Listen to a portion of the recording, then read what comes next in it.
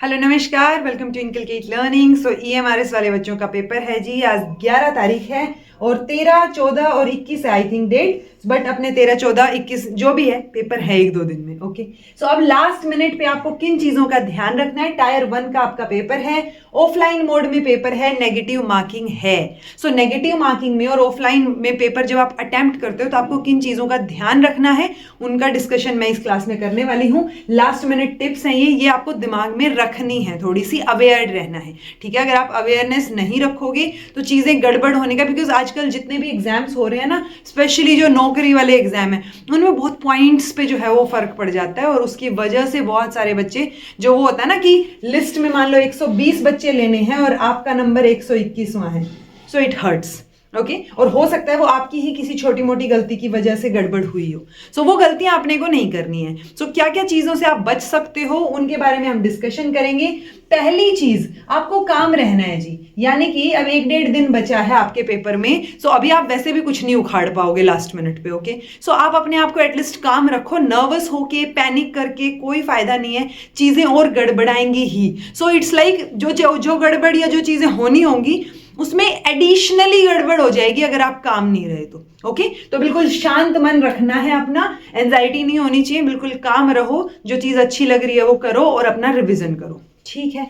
दूसरी चीज जो आपको ध्यान रखनी है, क्योंकि ऑफलाइन पेपर है, सो ये मेरी तरफ से एक एडिशनल टिप आपके लिए रहेगी कि जब पेपर ऑफलाइन है तो मोस्ट ऑफ द टाइम क्या होता है, वो 2-4 मिनट पहले तो दे ही देते हैं और बोलते हैं अभी जब बेल बजेगी तब खोलना। ओके, और वो थोड़ा चीट कोड तो हम देख ही लेते हैं ऊपर नीचे करके बिना पेपर को खोल ले भी।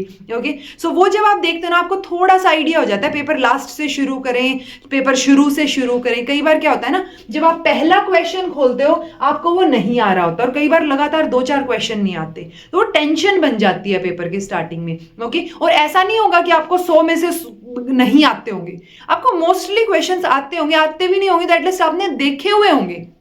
ओके, सो वो चीज का आपने ध्यान रखना है कि आप जो है आगे पीछे करके पेपर देख लो कि आपने अटेम्प्ट कहां से करना है, ठीक है। सो हाउ टू अटेम्प्ट, और एग्जैक्टली अगर लिखूं from where to attempt. Okay, क्योंकि हमें श्योर होना है। कई बार क्या होता है ना, लास्ट में मैंने कई पेपर देखे हैं ऐसे, नेट में तो स्पेशली होता है, इसमें भी जरूर मिलेगा। मैंने यूपीएचसीएससी का पेपर दिया, उसमें भी देखा था। तो जितने भी पेपर ऑफलाइन होते हैं ना, लास्ट में मोस्ट ऑफ द टाइम बहुत इजी क्वेश्चंस होते हैं कंपैरेटिवली, क्योंकि कई बार बच्चे क्या करते हैं ना, पढ़ते पढ़ते लास्ट तक पहुंचते ही नहीं है प्रेशर में। सो वो गलती आपने नहीं करनी है, आपने पूरा पेपर अच्छे से पढ़ना है। पहले बार जब आप पेपर पढ़ रहे हो जिसमें आप बहुत श्योर हो, उसी पे टिक करो, क्योंकि नेगेटिव मार्किंग है।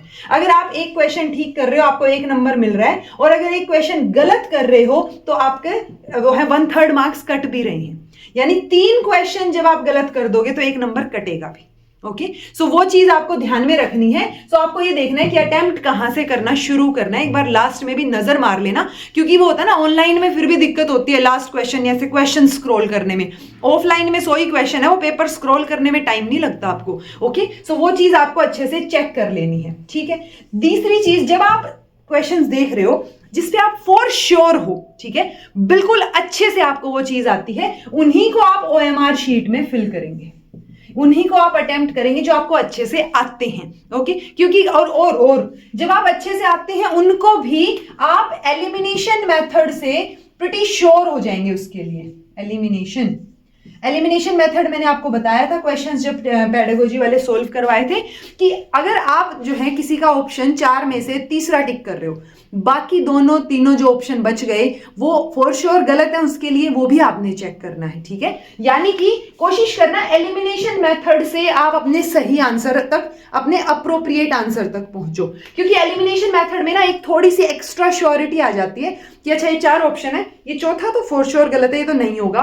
ओके, बाकी 3 में से ये दूसरा भी नहीं होगा, बचे ये दोनों, इनमें से कौन सा होगा या कौन सा नहीं होगा। ओके, सो एलिमिनेशन मेथड बहुत हेल्प कर सकता है जब नेगेटिव मार्किंग है, क्योंकि वो आपको श्योरिटी दे देता है कि यार बाकी तो बिल्कुल फॉर श्योर गलत ही हैं।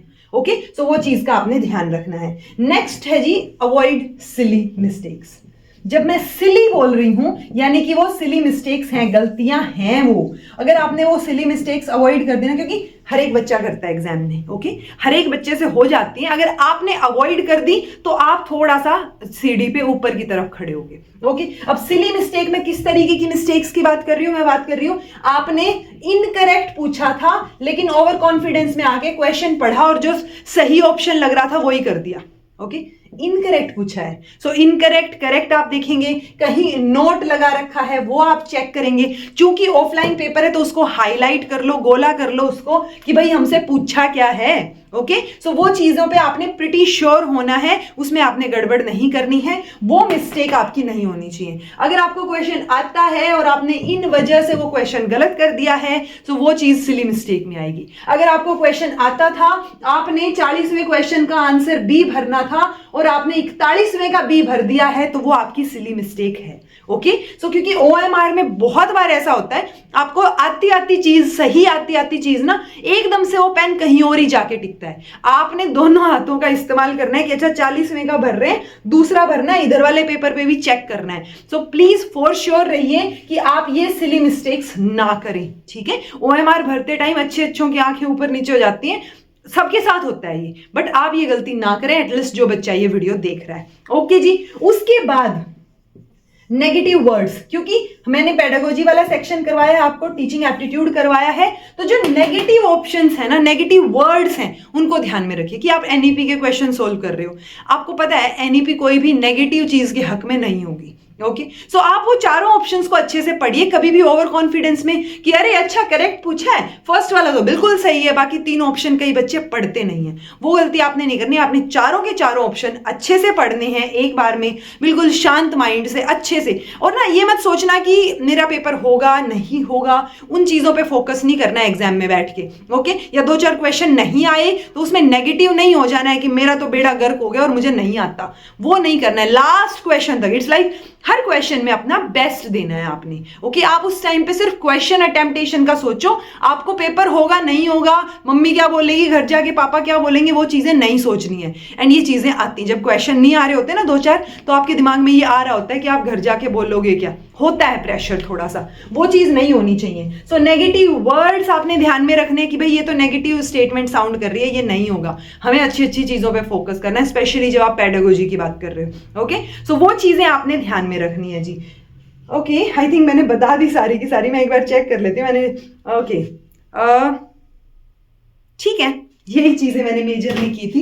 सो आपको ये पांचों की पांचों चीजें ध्यान रखनी है। उसके अलावा जब, क्योंकि मेजर पोर्शन अपना टीचिंग एप्टीट्यूड वाला है, एक्सपीरियंशियल लर्निंग वाला है, वो जो पोर्शन आप जब करोगे आपने एक पॉजिटिव माइंडसेट रखना है, अच्छी बातें सोचनी है। नेगेटिव माइंडसेट के साथ आपका क्वेश्चन तो गलत होएगा, पेपर का भी बेड़ा गर्क होएगा। सो वो चीजें आपने नहीं करनी है, ये सारी चीजें ध्यान में रखनी है। कई बार ऐसे होता है, बहुत सारे बच्चे होते हैं जो लास्ट मिनट तक पढ़ते रहते हैं, उनकी स्ट्रेटेजी होती है वो, बट जो बच्चे को एंजाइटी हो रही हो, थोड़ा सा पैनिक फील कर रहे हो, मत पढ़ो उस टाइम के लिए, ओके। आपने पढ़ रखा है काफी कुछ, आपको अपने आप पे विश्वास करना है, अपनी तैयारी पे विश्वास करना है, ठीक है। अगर आप उन बच्चों में हो कि आपने पढ़ाई लास्ट के 5 दिन है, फिर तो पढ़ोगे यार, आप लास्ट मोमेंट तक भी पढ़ोगे, ओके। सो इन चीजों का ध्यान रखना है जी, बिल्कुल काम रहेंगे आप, टाइम को अच्छे से मैनेज करेंगे। टाइम मैनेजमेंट का सोच के नहीं, आप जो है सिर्फ उस क्वेश्चन को पढ़िए, आपको समझ आ रहा है, बनता है तो सही है, नहीं तो अगले पे शिफ्ट हो जाओ, ठीक है। उस क्वेश्चन को वहीं छोड़ दो। कई बार क्या होता है, आपका थोड़ा सा मैथ्स का पोर्शन भी आएगा, मान लो आपको लग रहा है यार ये तो बहुत ईजी क्वेश्चन है, सोल्व क्यों नहीं हो रहा, don't attach emotionally to that question. So आपको इमोशनली अटैच होकर उससे प्यार करके नहीं बैठना है कि भाई ये क्वेश्चन तो मुझे ये कॉन्सेप्ट आता है, मैं सोल्व करके ही हटूं, नहीं, हमें बाकी क्वेश्चंस भी देखने हैं, ओके। सो आप बाकी पे शिफ्ट हो जाओ, बहुत ज्यादा टाइम वेस्ट मत करो। 1 गो में आपको आइडिया हो जाता है कि कितने क्वेश्चन आपके हो रहे हैं, कि मान लो 1 गो में आपने देखा कि आप ऑलमोस्ट प्रिटी श्योर हो कौन से क्वेश्चंस पे कि भाई मुझे पता है यही आंसर आएगा, तो जिन पे फॉर श्योर हो वो क्वेश्चंस पहले करो, फिर क्वेश्चंस को काउंट कर लो फटाफट कि आपने कितने क्वेश्चंस अटेम्प्ट किए हैं, ओके। सो वो चीजों का आप ध्यान रखो कि अच्छा मैंने नेगेटिव मार्किंग भी है, सो मुझे उसका भी ध्यान रखना है। तो जहां पे आपको चारों ऑप्शन ही क्लूलेस लग रहे हो वो तो ऑब्वियसली आप छोड़ोगे ही, बट जहां पे 50-50 वाला चांस है कि मैं श्योर हूं कि इन दो में से एक तो आएगा, वहां तक तो अटेम्प्ट कर ही देना। ओके, सारे अटेम्प्ट करने की ऑब्वियसली जरूरत नहीं है, बट कुछ बच्चे ऐसे होते हैं जिनको ये लग रहा है कि यार मुझे तो 20-30 क्वेश्चन ही आ रहे हैं, अब मैं आगे क्या करूं। तो देखो 20-30 में वैसे भी नहीं होने वाला अगर आपके ठीक भी हो गए तो, और ऐसा कभी नहीं होता है कि आप जिन पे 100% श्योर हो वो सारे के सारे, मान लो मैं 50 क्वेश्चंस पे श्योर हूं तो 50 के 50 सही ही होंगे, नहीं, उनमें से 5-10 गलत भी होंगे। सो आपको वो कैलकुलेशन थोड़ा सा करते हुए, और आपने प्रैक्टिस भी करके देखी होगी, तो उस हिसाब से आपने अपनी एक्यूरेसी को मेंटेन करते हुए आप थोड़ा सा 70-80 तक तो पहुंचोगे ही अटेम्प्टेशन में, ठीक है। सो आप 80-90 इस तरह का टारगेट आप लेके चल सकते हो। जो बिल्कुल ही नहीं आते उनको छोड़ दो, अदरवाइज अपनी एक्यूरेसी के हिसाब से आप अटेम्प्ट कीजिएगा। किसी की सुन के कोई कुछ भी कह रहा है, आपका दोस्त जो है वो 100 क्वेश्चन अटेम्प्ट करने वाला है, सो वो चीजें सुन के पहले से प्री माइंड सेट आपने बना के नहीं जाना है। आपने पॉजिटिव रहना है, पॉजिटिव लोगों से बात करनी है। अभी 1-2 दिन बचे हैं, और काम स्टेट ऑफ माइंड रहेगी ना, तो ही आप क्वेश्चन पे फोकस कर पाओगे। अदरवाइज मेरा नहीं होएगा, फलाने की चाची क्या बोलेगी, वो क्या बोलेगा, पेरेंट्स क्या बोलेंगे, वो चीजें दिमाग में चलने लग जाएंगी। तो अपने आप को पॉजिटिव रखो और काम रहो। ओके, आपने तैयारी की है, अपने आप पे विश्वास रखो। All the best for your exam. अच्छे से देके आना है, पेपर दे के आओ तो मुझे भी फीडबैक दे देना किस तरीके का पेपर आया और कैसा आपका हुआ, ठीक है जी।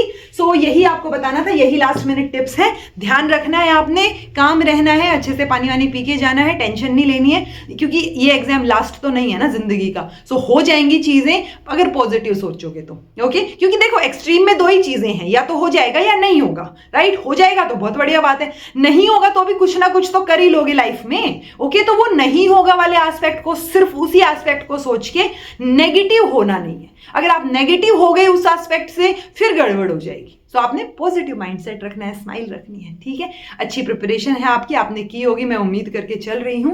सो ऑल द बेस्ट। अभी 1 दिन बचा, अच्छे से रिवीजन कर लो, जो आपने शॉर्ट नोट्स वगैरह बनाए हो या चीजें देखी हो, करी हो, सो उनको रिवाइज कर लो। बिल्कुल मस्त आराम से कल सोना और परसों पेपर दे के आना, ठीक है जी।